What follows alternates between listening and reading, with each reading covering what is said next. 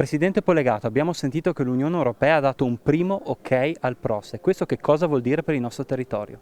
Beh, sicuramente è un segnale negativo, soprattutto per il fatto che arrivi da un paese confinante vicino a noi, europeo, della comunità, perciò già questo fa pensare che assolutamente non siamo nella strada giusta.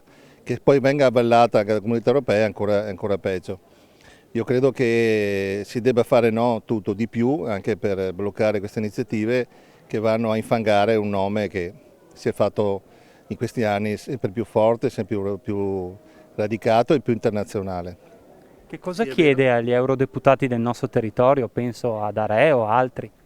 Ma penso che devono fare assolutamente tutto quello che serve per bloccare questa iniziativa, anche se stiamo parlando di due cose completamente diverse, perché parliamo di un vino dolce che sicuramente non è una bollicina.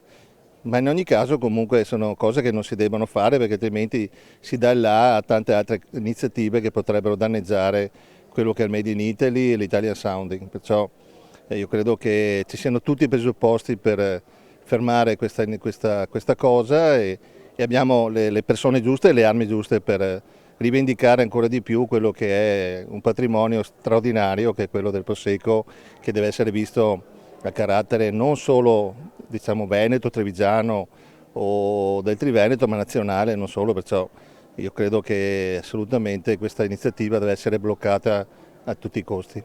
Fa da contraltare invece la notizia della grande qualità della vendemmia 2021, possiamo dirlo, del Prosecco di OCG. Sì, quest'anno possiamo dire veramente che è un'annata, è una vendemmia a 5 stelle, perché la sanità delle uve, perché le condizioni che sono create, anche seppur difficili con una grandinata che abbiamo visto sul territorio, però comunque diciamo per la gran parte del raccolto sarà veramente un'annata di grande qualità che darà un prosecco straordinario con quei profumi, quelle piacevolezze, quelle caratteristiche che hanno fatto grande questo spumante e che ancora oggi non si vede diciamo, non una via di tramonto ma una fine perché è talmente ancora grande la potenzialità di questo prodotto, soprattutto nei mercati internazionali che ne sentiremo parlare ancora positivamente per tanti anni.